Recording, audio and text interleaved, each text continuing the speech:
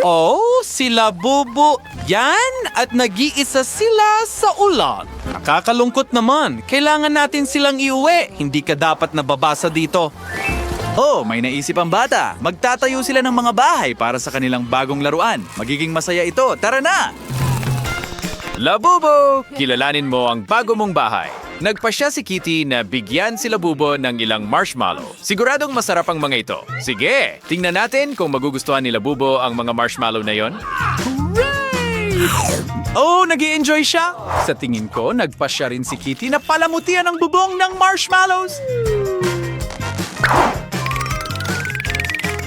Mukhang maganda talaga.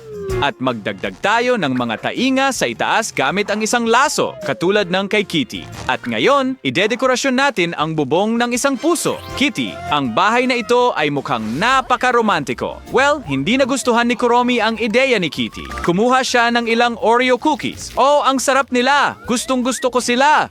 Labubu, heto na! Nagpasya si Kuromi na magbahagi sa iyo. Nice! Kailangan mo ng kaunting enerhiya, sigurado yan. Perpekto ito. At ididikit natin ang natitirang Oreos sa bubong. Mukhang kamangha-mangha ito. Paano kung magdagdag tayo ng itim na tainga? Isang bungo sa bubong at ang pangalang Kuromi. Aba, perpekto lang iyon. Kuromi, mahusay ang ginawa mo sa iyong gawain. Yes! Oops! Alam ni Kitty ang susunod na gagawin. Kailangan nating pinturahan ang kwarto. Kaya nagpasya si Kitty na gumawa ng puting guhit. Nice! Sige! Tingnan natin. At sa tingin ko nagiging maganda ito. Labubu, gusto mo ba ito? Oh, gustong-gusto niya ito? Ang galing! Sige! Kailangan natin ng mga sticker. Sigurado yan. Pero alin ang pipiliin natin? Labubu, halika. Tulungan mo kami. Ulap o bulaklak? Bulaklak. Magandang pagpili iyan. Idikit natin ang mga bulaklak sa dingding. Gusto ko ito.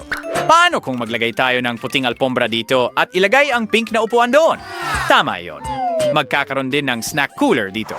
At sa harap ng upuan, maglalagay tayo ng mesa para sa kape.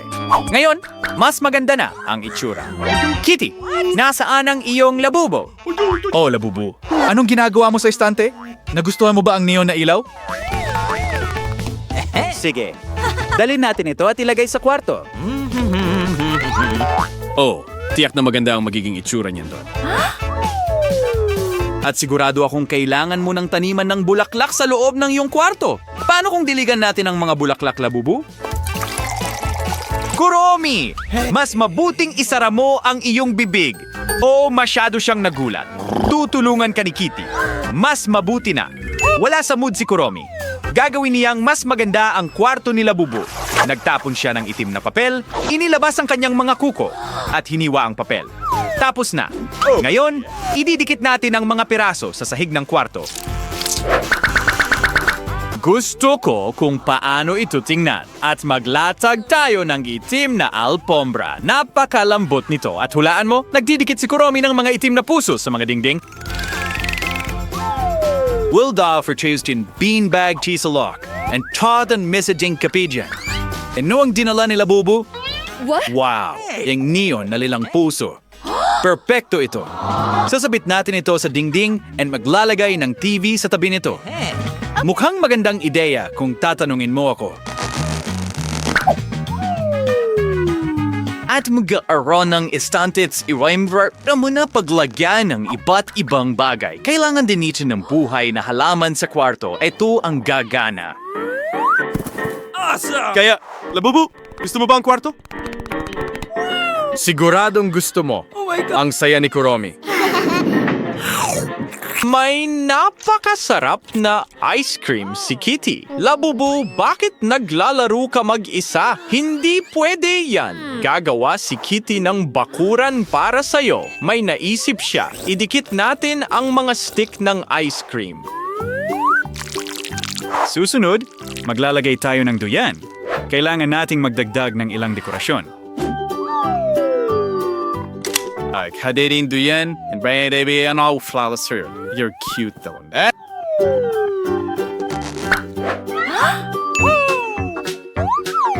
Si Kitty ay maglalagay din ng slide para sa'yo. Magiging perpekto ito dito. Ngayon, hindi na malungkot si Labubo. Kuromi, ano ang naisip mo? Wow, gumawa siya ng pool. Pinuno niya ito ng mga bola.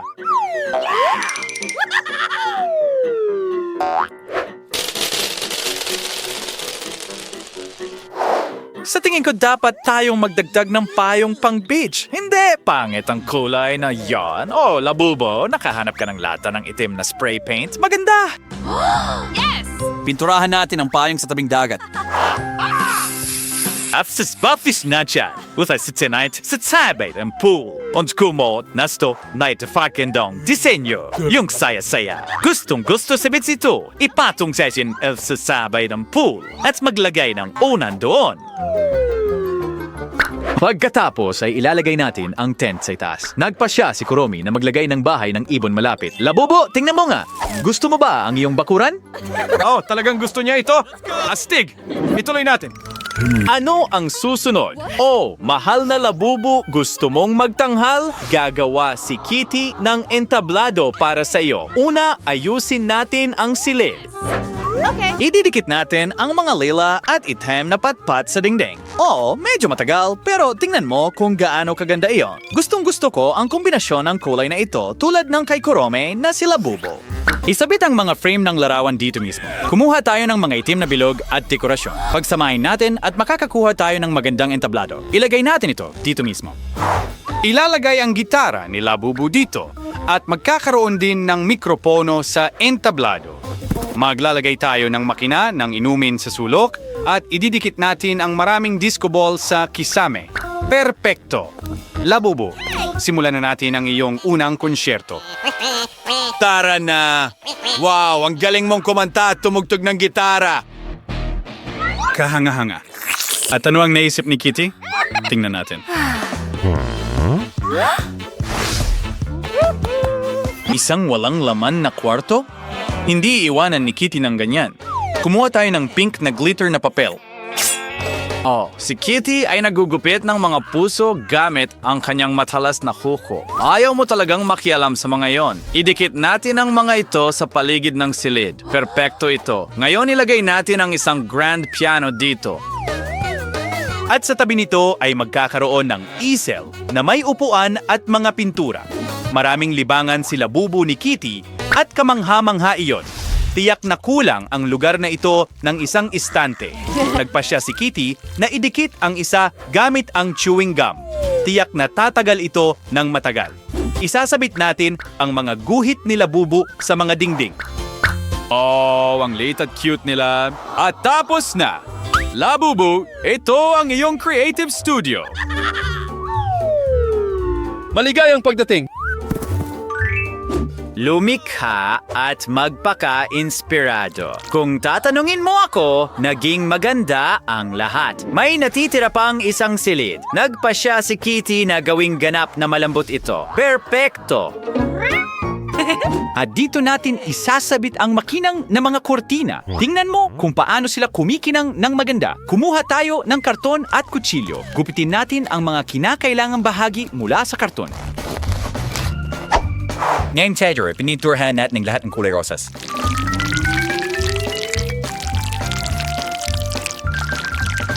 Maglagay ng dagdag na mga layer. Gumawa si Kitty ng perpektong aparador para sa mga damit ni Labubo. Sigurado akong marami siyang kasuotan. Siyempre, meron siya. At ano ang naisip ni Kuromi? Kuromi, ang huling kwarto mo ay walang laman. Hindi pwede yan. Kailangan ng kwarto ng iyong Labubo. Yes! So gumawa tayo ng magandang kama para kay Labubu? Pwede ba? Okay, ilalagay natin ang mga patpat na yon sa frame at baligtarin ito. The garage account yung naparkaroon of course yung kulay ubo. At syempre, nag-rubber cap sa mga bungo na kulay ubo. Huwag kalimutan ang mga tainga ng puso. Ilalagay natin ito sa kwarto. Magdagdag ng unan at kumot. Pero hindi lang ito kama, ito rin ay aparador. Pwede mong isabit ang kanyang mga damit sa ilalim. What? Ano ang susunod? Sandali, Kuromi. May naisip si Kitty na maglagay ng magandang podium at salamin sa kwarto. Makakapagbihis si Labubu dito. Shwemay, tadlanya deal the Labubu gums hulak as though is kumbas ito ng kwarto. Labubu, humiga ka on magpahinga o ang cute niya kapag natutulog.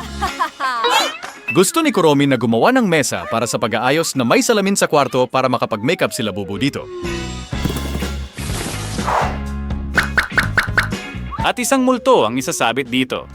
Labubu, matulog ka na. Panahon na para magpahinga. Okay. Oh, ang bilis niyang nakatulog. Ang astig ni na Kitty at Kuromi.